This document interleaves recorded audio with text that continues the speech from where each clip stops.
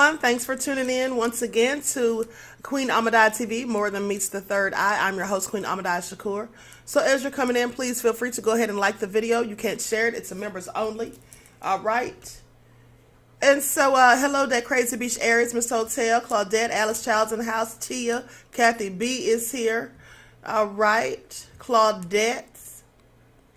Deronda is here. Okay.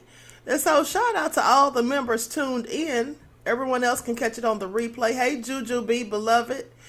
All right, so let's get ready to get into it. So yesterday, the queen has been on fire, and I'm here for it, says Alice. Thank you, beloved. Miss Hotel says, I was going to say something messy, but alas, I'll hold it in. Go right ahead, honey. Suit yourself. Okay, so I believe that it was Dan, my moderator, Timber Dan, who asked me to talk about this, and he's not even in here. So I'm going to have to roast him for filth. Okay, no, he's probably at work, so he'll catch it on the rebound. But I think it was Dan that requested me to talk about this, so we're going to talk about it. Okay, someone else asked me to talk about Solomon, which I have talked about Solomon before at the temple. So we'll talk about that later on this week, perhaps.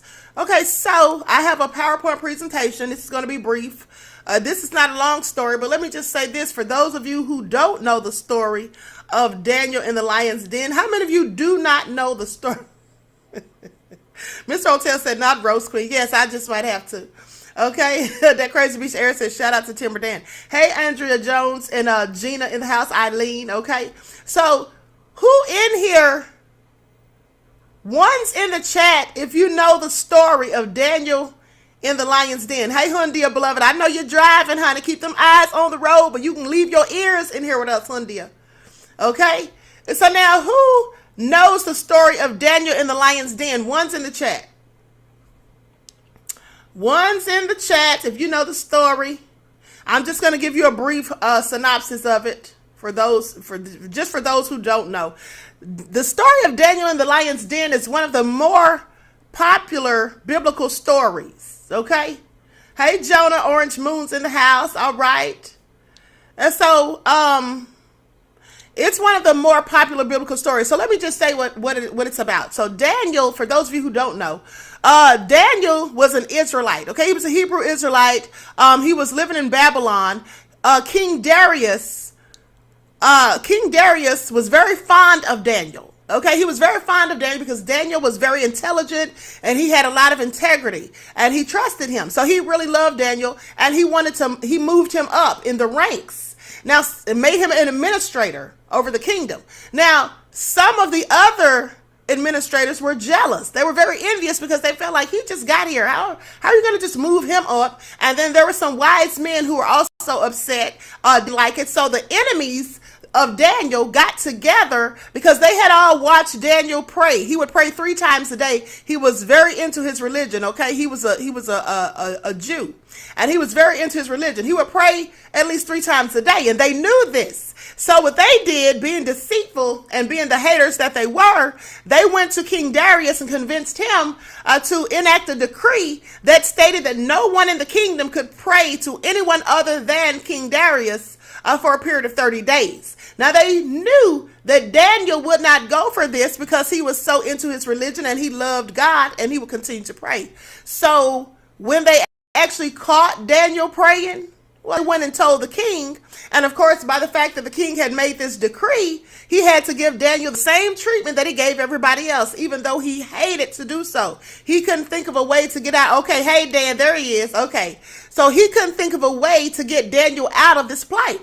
Because think about it, if he's already made this decree and said anyone who prays to anyone other than him in the 30 days will be thrown into the lion's den, well, it wouldn't have looked very well it wouldn't have sent a very good message if he let Daniel slide. So he had to do Daniel the same way he was going to do everybody else. So long story short, he throws Daniel in the lion's den, and then he's just hoping that Daniel's God will save him.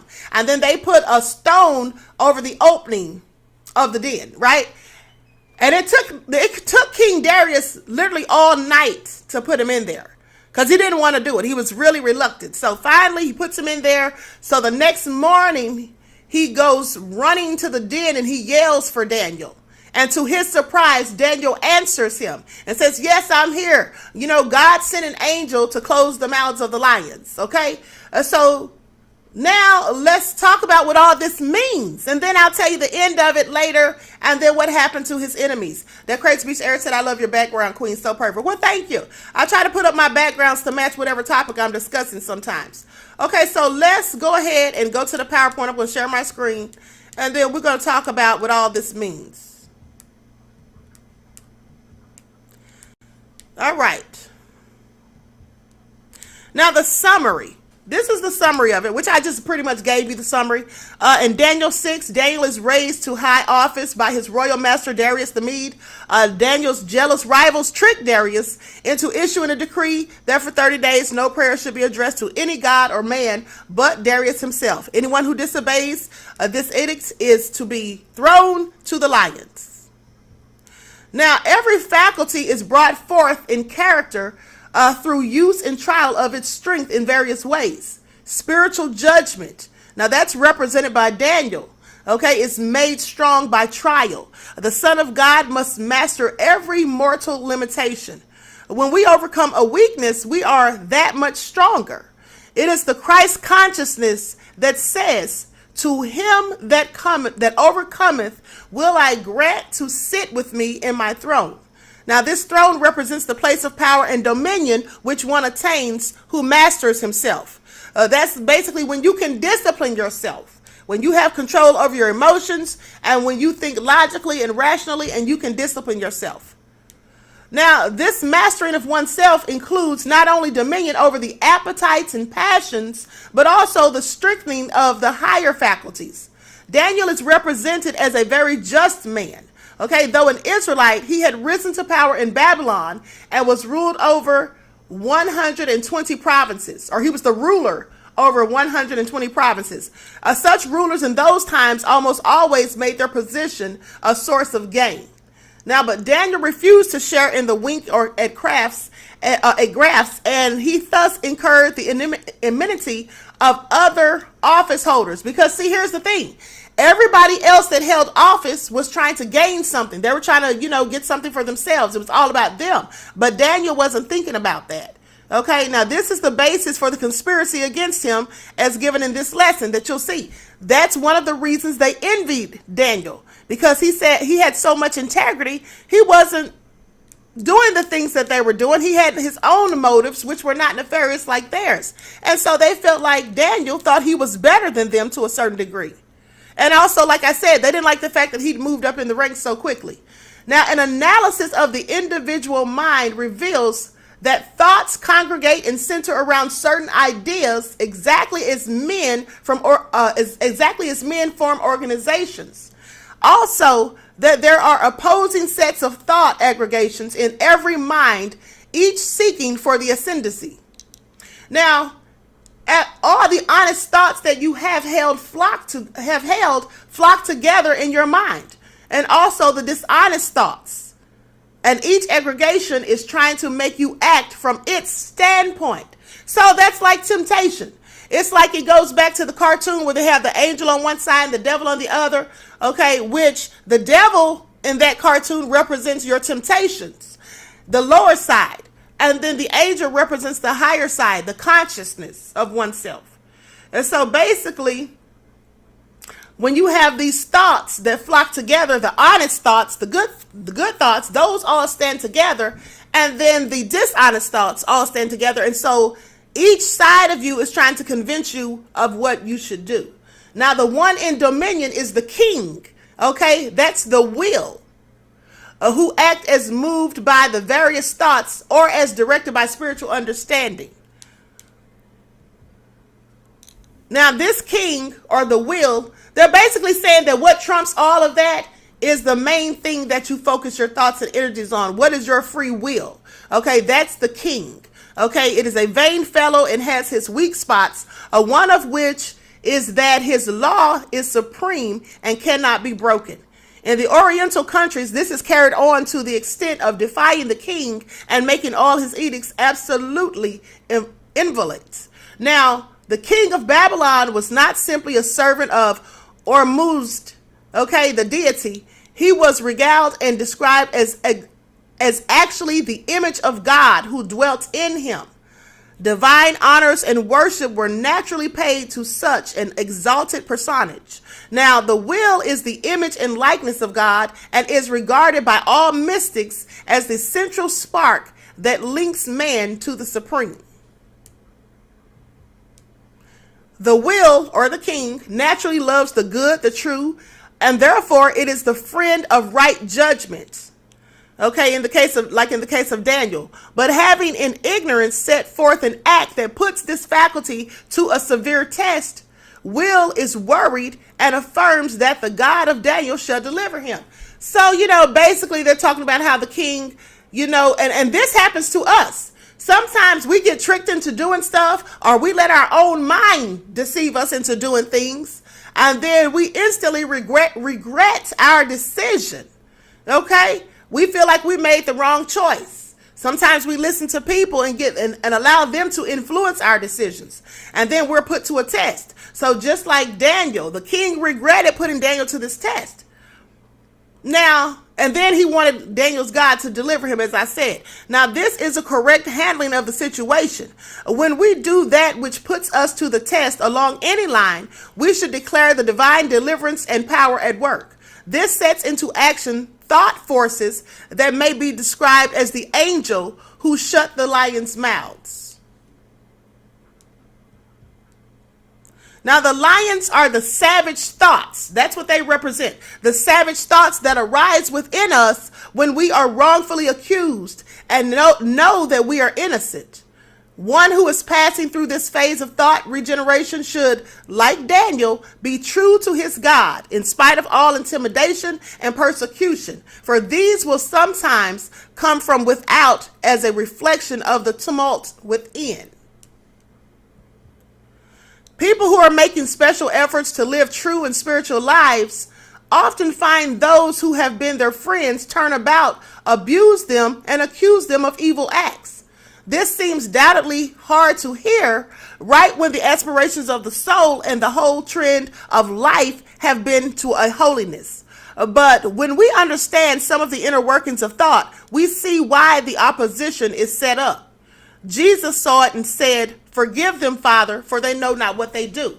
This is talking about how when you're trying to be on your spiritual journey and trying to do the right thing and put down the things that hold you back, there's going to be people along that way who knew you before you started to evolve and change, and they knew some of the low vibrational things you did, and they'll constantly have no problem reminding you of those things because they'll feel like all of a sudden you're acting brand new. All of a sudden you think you're better than them. Well, why don't you come back down to my level? That's what they want you to do, and when you don't, they'll have negative things to say about you, and they'll try to convince you to go back to doing the same old things because they don't want to see you evolve, because many people, unfortunately, only like you when you're at the same pace and level as them. The minute you start to excel past them, now they're feeling envious and they get in their feelings and they want to hold you back. And that's because they're not moving forward. So if they're not moving forward, their goal is to hold you back so that you're just as stagnant as they are. Now, in Daniel 6 chapter 10, can faith become as habitual with us as doubt? Well, yes, this is the question about that verse. Okay, can faith become as habitual with us as doubt? Well, the answer is yes. The whole tenor of our life depends on our habitual attitude toward truth. If it is constructive, we meet life calmly and confidently instead of fearfully. Faith that is held fast under all conditions and circumstances will prove equal to whatever test it must meet.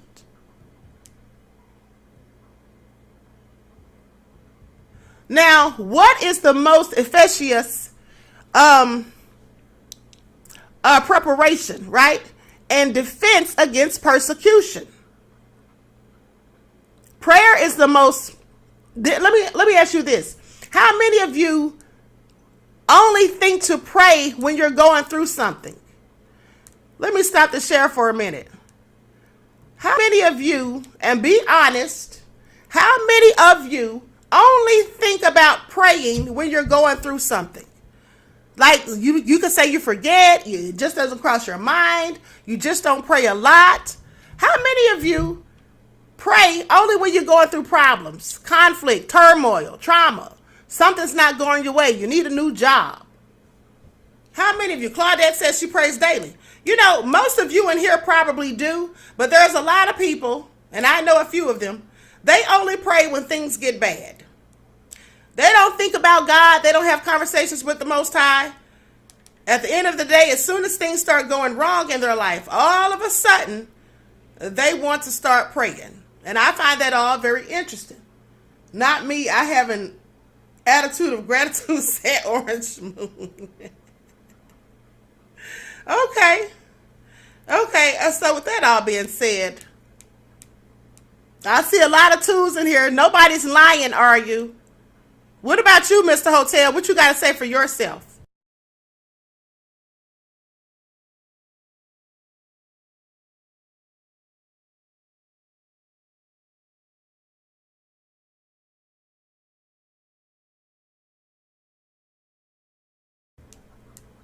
I pray daily, but I always can pray much more, says Ladybug. Okay.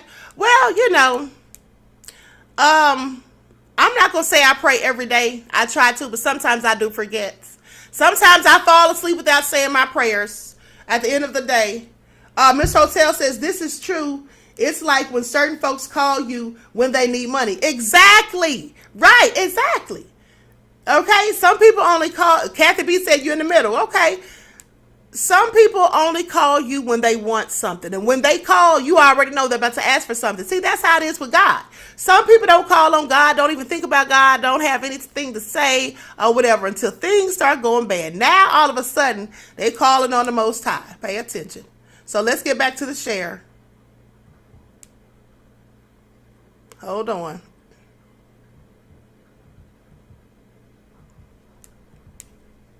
Okay, here we go.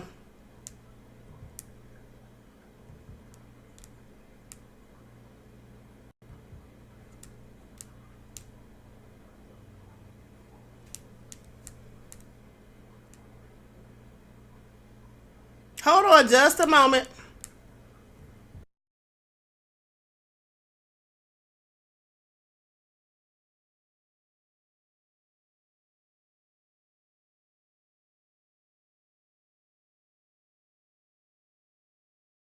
Okay, sorry about that. I was returning a message.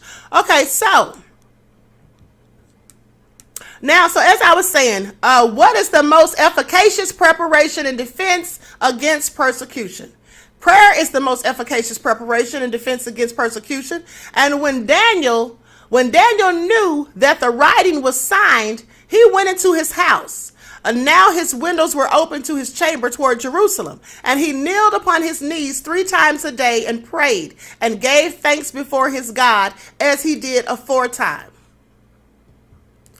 Should we wait until an emergency is upon us before we pray? Or should we pray before the emergency comes? Well, of course, we should pray all the time. We should pray before the emergency comes, not only when there's something bad. Now, like Daniel, we should be faithful in daily prayers. Daniel prayed 3 times a day. Now, every time we pray, we make a stronger union with the divine mind. Okay, this union ensures us ever-ready help in any emergency that may arise. What is the meaning of Jesus' words? He that overcometh, I will give to him to sit down with me in my throne. Well, overcoming is gaining mastery over a throne, gaining mastery over something. A throne is a place from which dominion is exercised. Now, this passage of scripture means that one who overcomes self attains dominion and mastery. Like I said previously, when you can control your emotions, when you are a rational thinker using critical thinking skills, and you have discipline, you can control yourself. Temptations are not a problem because you have the discipline, you have mastered yourself. What are we to have dominion over? We are to have dominion over our thoughts, over our desires, feelings, appetites, and passions. Now, if you don't have dominion over those things, then that means they have dominion over you, and that's never good because you have no restraint. if that's the case, you have no discipline.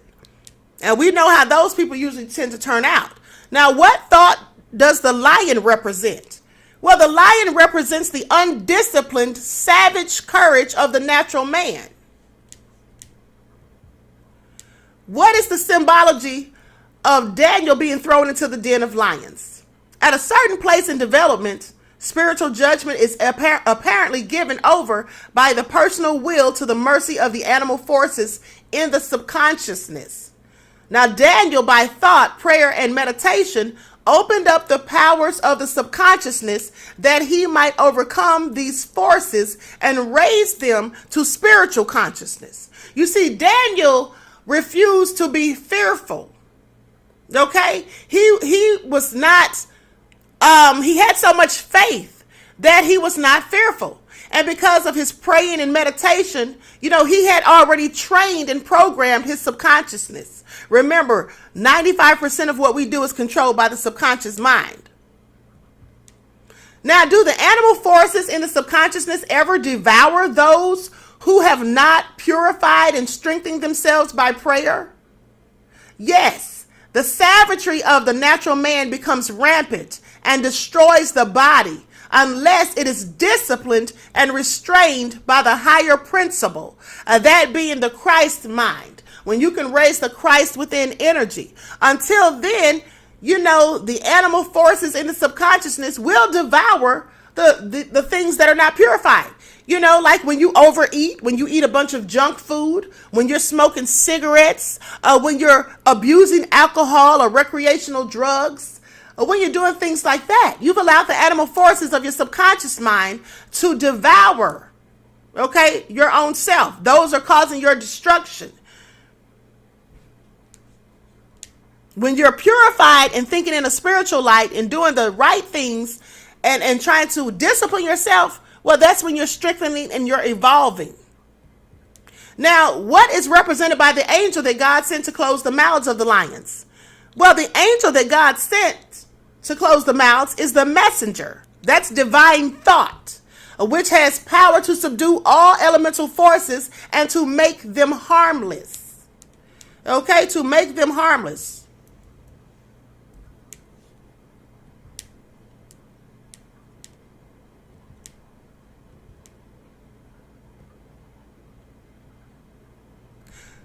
Now, what is the most efficacious preparation and dose against persecution? Well, prayer. In the 10th, we already said that. Now, in the 10th verse of this chapter, it says, "And when Daniel knew that the writing was signed, he went into the house." I already read this. I don't know how I did this twice. I'm sorry, beloveds. We're going to skip past that one. Now, should we pray when there is an emergency upon us? Well, yes, of course. We already did that too.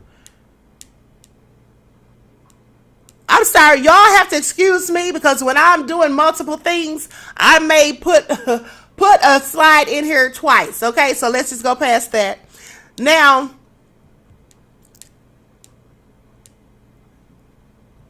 let's go right here. Daniel, by prayer and meditation, opened up the powers of his subconsciousness.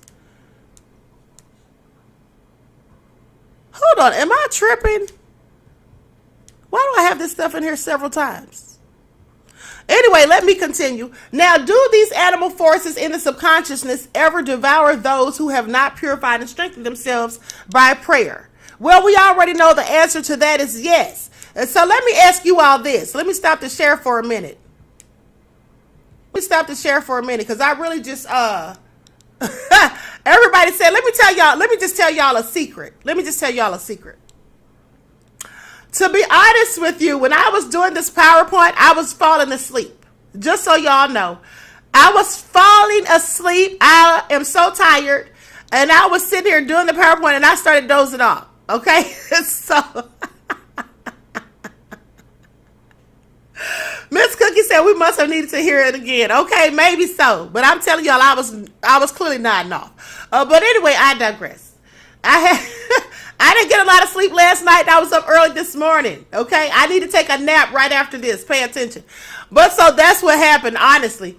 So we ain't been working like a dog, child.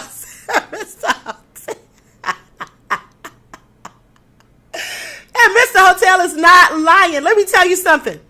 So the other day when I was finishing up the ebooks and trying to get them out by the 1st, because I was already behind on the one for July, Mr. Hotel called me the next day and said, Queen, he said, I know you didn't get any sleep last night because I got the email for the ebook at 2-something in the morning. He said, you must have been working like a dog, child. So I just want y'all to pay attention. This is what I do for y'all, okay? That crazy bitch Eric said, Queen always working hard. Thank you, beloved. I absolutely do be working hard. So y'all have to excuse me if I put some of the slides in there, if I redid them. I overworked my own self by doing it twice. But so anyway, what I wanted to say is, how many of you find, you work, Queen, I was at work. It was late. It was late night. Thank you, beloved. Kathy B said, we appreciate it. Thank you. Miss Hotel said, Queen loves us for real. Yes, I absolutely do. I absolutely do. So let me ask you all this. How many of you, do any of you ever find that, when you're going through something challenging, when you're having a hard time, you can't seem to get your thoughts together? It's like you're so distracted. You forget where you put things. It's like your memory is cloudy. Do you all feel like that sometimes when you're stressed out, you're worried about things, you have a lot you're trying to do, a lot of things you're going through or whatever? See, that's why we meditate.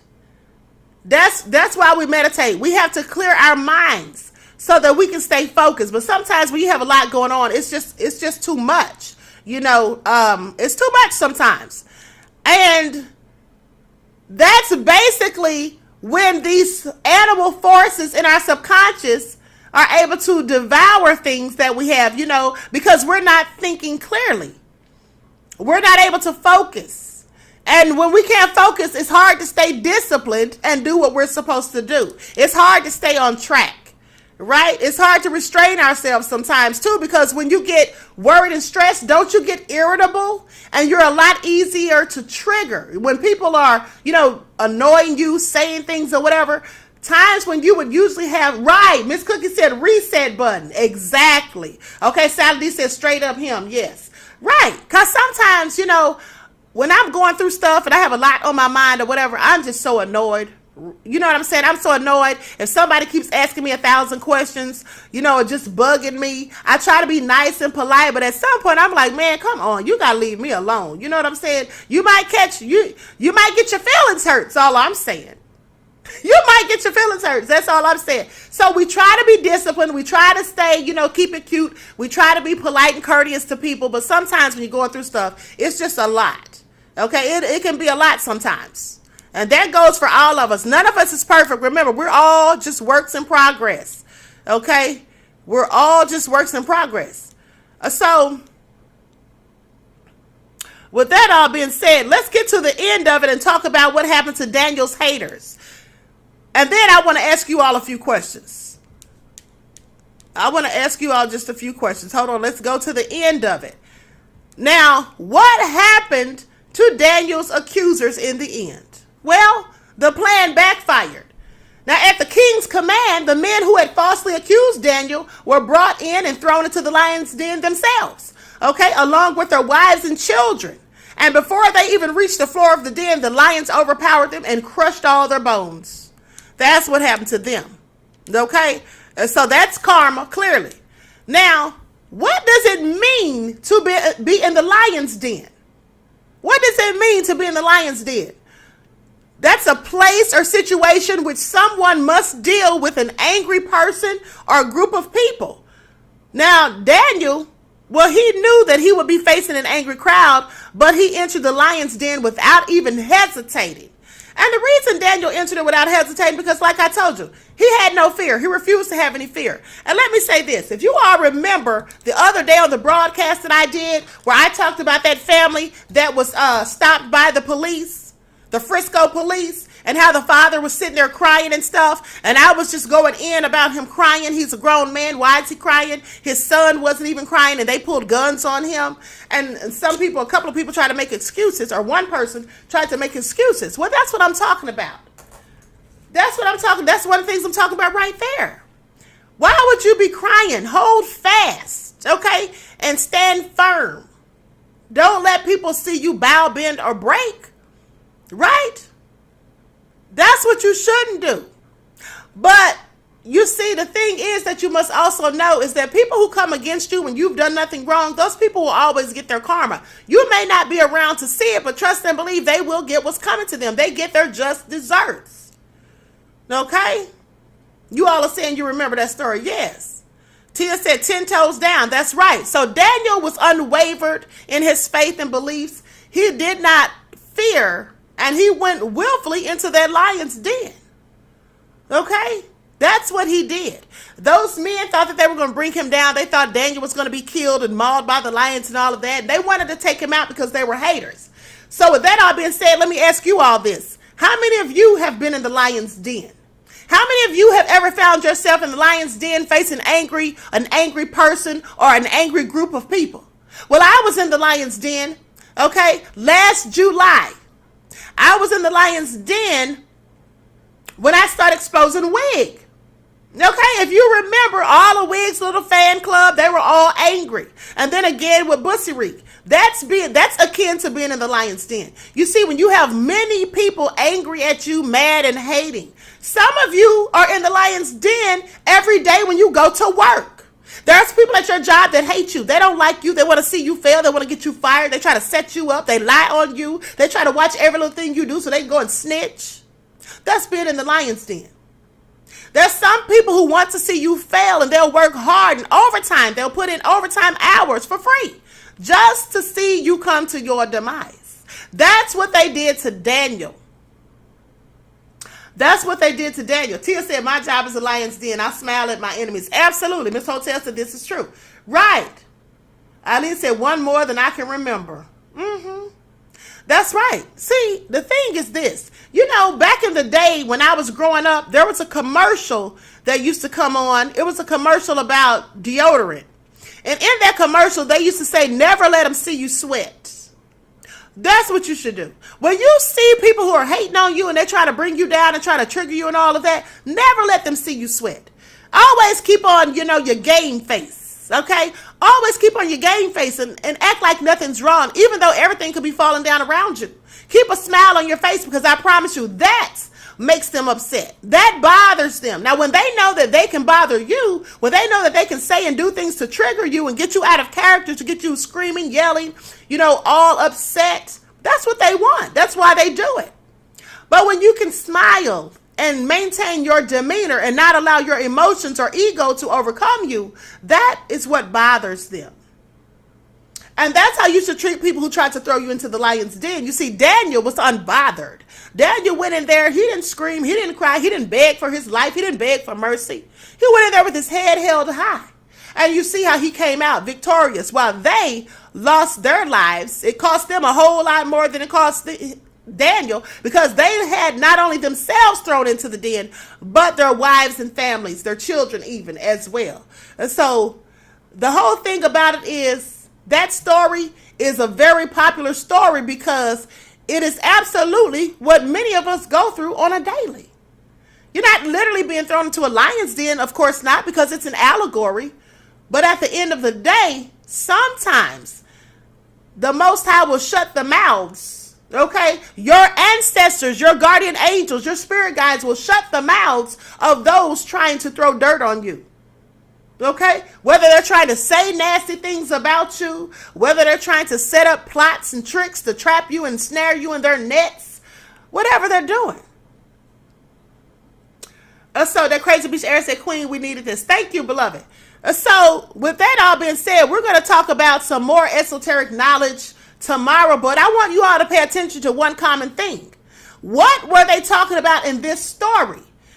They were talking about subconsciousness. Okay, this is all reminiscent of the subconscious mind.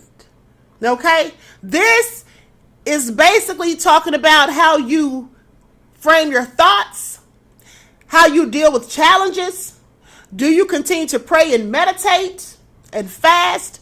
Do you continue to have faith in yourself and in the Most High? How do you deal with your enemies when they come against you? What kind of thoughts do you have about fear or overcoming things? This all goes back to the subconscious mind, and that's very important to pay attention to, because the Bible is full of things, allegorical stories about our minds. Even the crucifixion, like I told you before, it's about the mind. What goes on, what takes place in the skull. Okay? So, that's right. Have dedication and steadfastness. Absolutely. So, with that all being said, I'm going to conclude this broadcast. I hope you all got something out of it. I hope that answered your questions, Dan, because Dan requested this this live. And if you all have any other suggestions or things you want me to talk about, feel free to send me an email or put it in the chat when I'm doing a broadcast or whatever. Because I will try to talk about some of the things you all ask. I won't be able to talk about everything you all ask, but I will consider it. This topic was on point, Queen, says Miss Hotel. Thank you. Thank you. So with that all being said, don't forget that the new ebooks are out. And we're going to have Trivia Friday. I hope you all are paying attention to this information. Okay?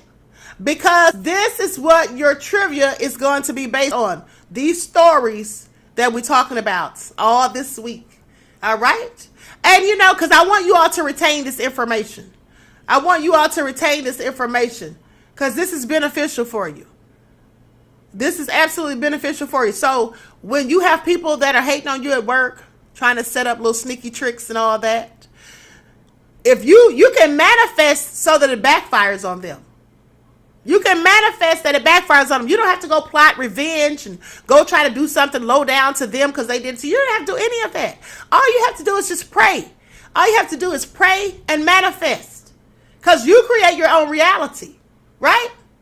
I've done it before with my haters. My haters always take a fall. I want y'all to pay attention. They always go down. Okay, Juju said, love you to life, Queen. I love you right black, beloved. Okay, so with that all been said, I'm going to conclude the broadcast. Everyone enjoy the rest of this beautiful day. Each one teach one.